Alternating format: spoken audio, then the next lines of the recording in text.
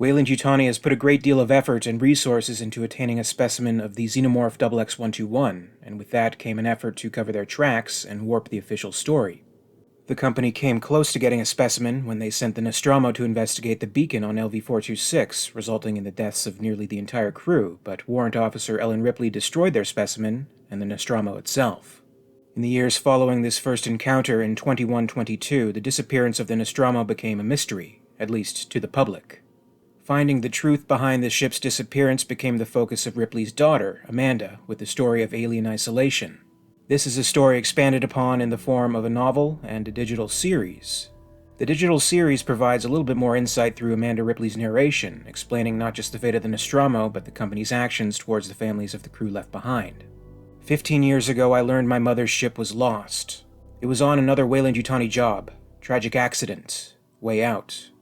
No traces recovered. That was the official story, anyway. Ever since my mother disappeared, I've had what you would call a special relationship with the company. They paid for my school, my counseling, bail. It was all a gift from the Weyland-Yutani Corporation. I guess you could say they were the closest thing to real parents I ever had. In the novel of Alien Isolation, it is further explained that there had been plenty of news stories about the missing ship. Not just Amanda, but all the families of the Nostromo crew had been paraded in public by Weyland-Yutani for about a year after the ship disappeared. The company also offered a significant reward for any salvagers who could actually be able to track down the ship. It became known as the Mother Lode for every walk of scavenger crazy enough to look for it. Not to mention employees within Weyland-Yutani who vied to resolve the Nostromo mystery. As the loss of the Nostromo and its cargo lost the company a great deal of money, it would reflect extremely well on any employee who could at the very least close the case with a conclusive accident report. The case was finally closed in 2179 with the discovery of Ripley, who had been left drifting in space in the Nostromo's escape shuttle for 57 years. While Ripley disclosed the entire story of the Xenomorph and her reasons for activating the Nostromo's self-destruct, it was met with disbelief. This did, however, provide closure for the case, much to the disadvantage of Ripley. She was deemed to have acted with questionable judgment in destroying the Nostromo, and her flight license was revoked. It seemed to have settled itself nicely enough. Officially, the incident was no fault of the company's, their true intentions were never known, and Ripley had made the perfect scapegoat. However, a much larger effort would need to be made after the disastrous events on the colony of Hadley's Hope on Acheron.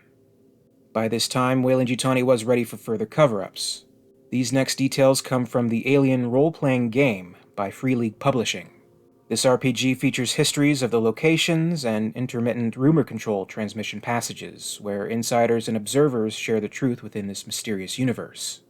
According to the story of the RPG, the year is 2183, a little more than 3 years since the destruction of the Hadley's Hope colony on LV-426, the disappearance of the USS Sulaco, and the closing of the prison and leadworks on Fiorina 161.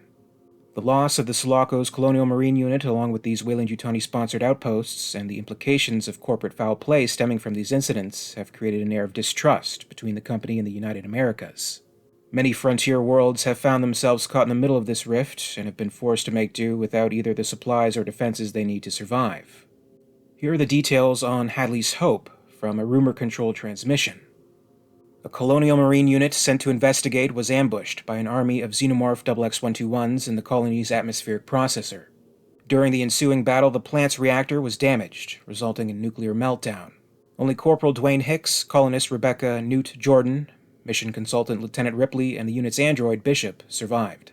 The Hive's Queen escaped the destruction by hitching a ride in the landing gear of the Marine's dropship and was finally killed by Ripley on board the Sulaco.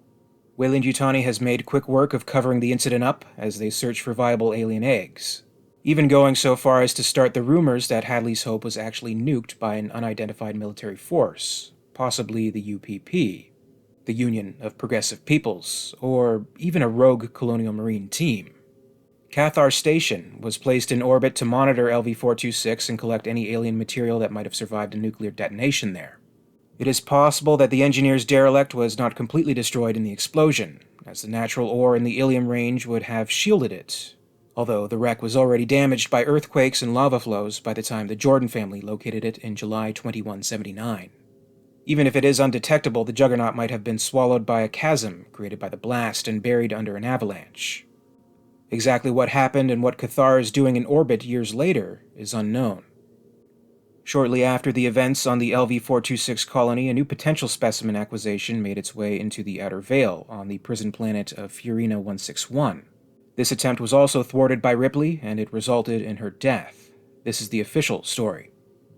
In 2179, an EEV pod from the errant starship Sulaco crash-landed on the planet, bringing some kind of contagion. Rumors suggest it was a rare strain of cholera. Whatever it was, the convicts stationed there made unauthorized use of the facility's stores of quinitracetylene in an attempt to burn away the infectious agent, accidentally killing several of their own in the process. Weyland-Yutani dispatched the medical frigate Patna to Fury 161, but were too late to save all but one inmate, Robert Morse. The story has been sensationalized by Morse's banned book Space Beast, in which he claims that it wasn't a contagion, but a hostile organism that was on board the EEV, and that it slew nearly everyone before it was finally put down. Morse also claims the company was at fault for the massacre. Weyland-Yutani has recently put the facility on the market to be sold as scrap, but so far there have been no takers.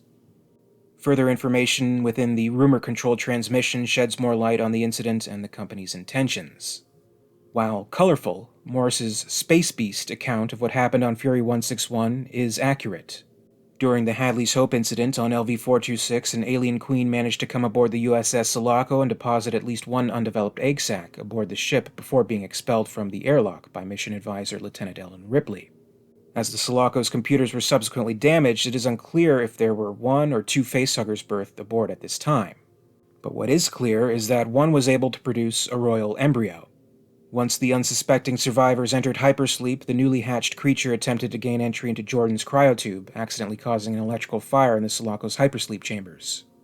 The ship's mother ejected the EEV pod, launching Ripley, Corporal Hicks, Rebecca Jordan, and the Sulaco's Bishop android towards Fury 161. Their pod eventually crashed into the ocean near the correctional facility.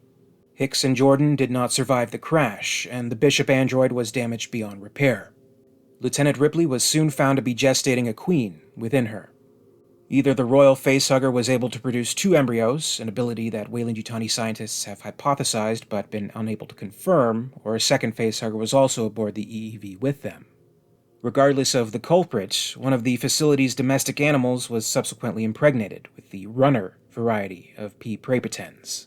The runner managed to slaughter all the convicts and staff except for Morse and prison guard Francis Aaron. Because of the unborn queen Ripley carried, the runner left her unmolested. Aware that the lieutenant was a carrier, Weyland-Yutani dispatched CEO Michael Bishop and a crack medical team to retrieve the embryo. As they arrived, Ripley and Morse managed to put down the runner. Aaron attacked Michael Bishop and was killed by company commandos, and Ripley threw herself into the leadworks furnace to prevent the company from acquiring the queen.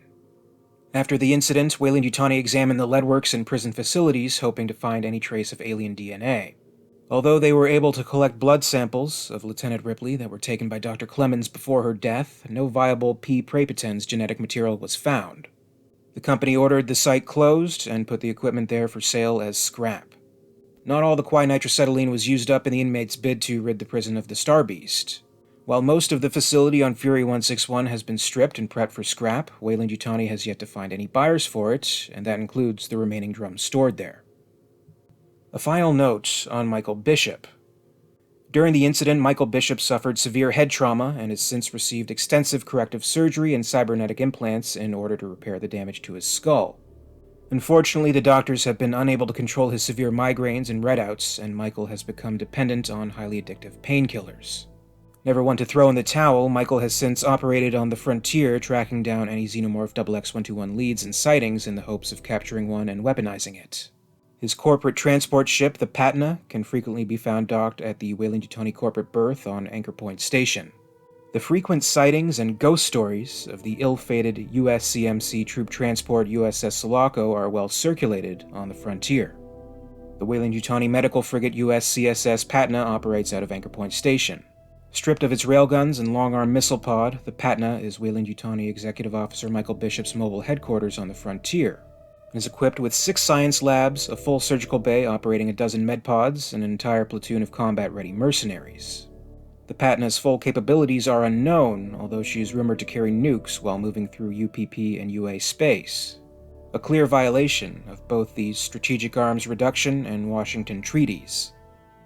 With a company as large and influential as Weyland-Yutani, covering up the truth seems to come with the territory. As proven from Amanda Ripley's quest to discover more information about the Nostromo and the plentiful rumor-controlled transmissions found within the RPG, it's clear the truth is out there for those willing to seek it. The team behind the RPG did an especially great job in adding details to the events we already know and have even seen expanded upon previously. It captured and created so many unique details that truly made the alien universe even bigger than previously thought. The information found within is interesting and compelling enough to make the RPG worth reading all on its own, even if you aren't an RPG enthusiast. But I am curious, have you played the Alien RPG? Are you anticipating the recently announced new scenario, Heart of Darkness? Please comment below and let me know. And as always, I'd like to thank you very much for watching today. I really appreciate it. If you enjoyed this video, please make sure to give it a like, and be sure to subscribe for all the latest videos from the channel. A very special thanks goes out to Alyssane, Griggs4756, Ronni Jensen, and XenoShadowMorph, Queen Tiers of the Patreon Hive. Thank you to Gregory Ford and John Griggs, the Hive's Praetorians.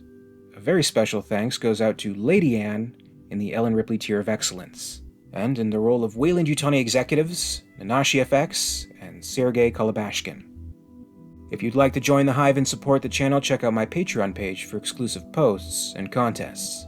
In the meantime, you can catch up with Alien Theory over social media. Follow @alien_theory on Twitter and @alientheoryyt on Facebook and Instagram for more. And until next time, this is Alien Theory, signing off.